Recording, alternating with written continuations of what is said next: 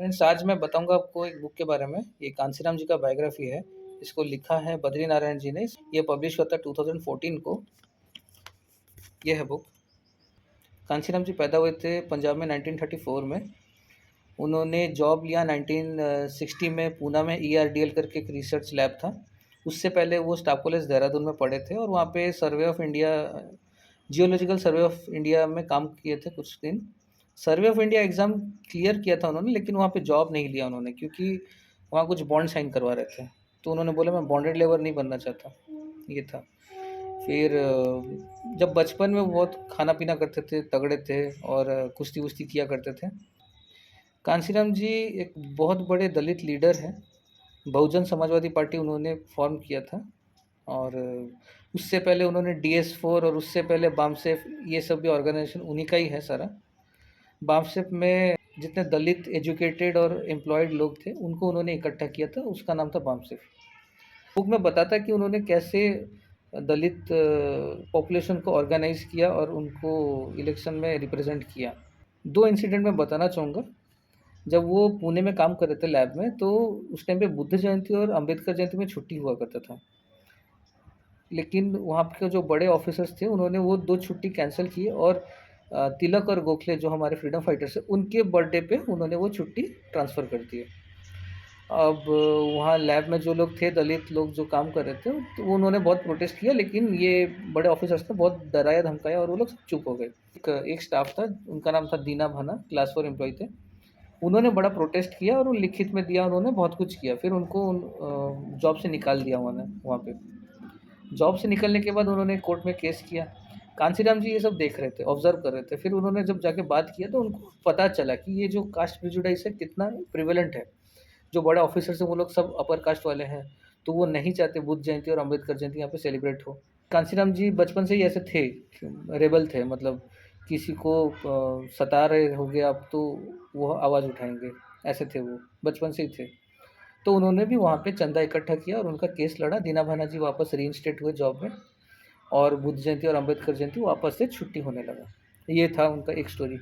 दूसरा स्टोरी ये था, बचपन में कांशीराम जी की माँ ने खाना भेजा था उनके हाथ, उनके पिताजी के लिए। उनके पिताजी बगार कर रहे थे। बगार इज़ समथिंग यू डू, एक मिनट। बगार था मतलब बड़े-बड़े ऑफिसर्स का काम करना, जो गरीब लोग they are supposed to do, ऐसा कुछ था। तो कांशीराम जी गए, बहुत गर्मी का दिन था और अंदर कोई बड़े ऑफिसर बैठे थे।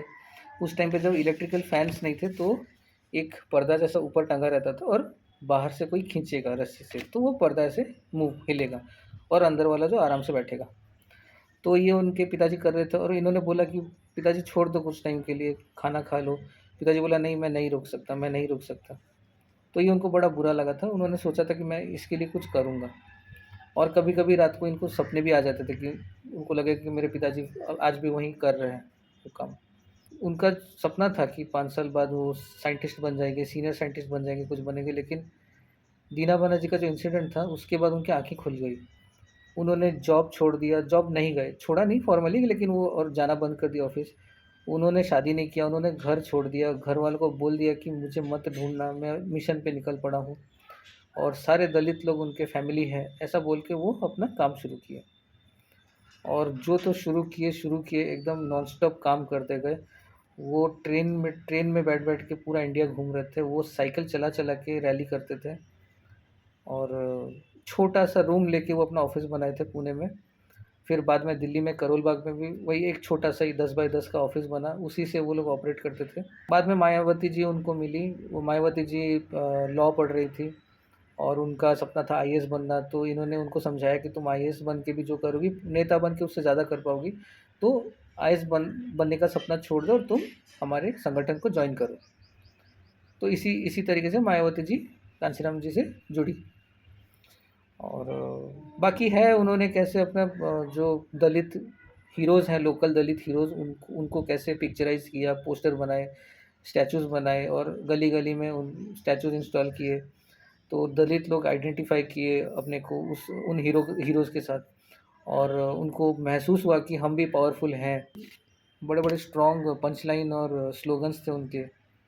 ये सब यूज़ करके उन्होंने पॉलिटिक्स में एंट्री किया और पावर हाथ में भी लिया। बुक को ओवरऑल मैं लेकिन इतना अच्छा नहीं लगा, 200 पेज में मतलब रिपीटेटिव लगा मुझको, तो मैं आई विल गिव बुक 3/5।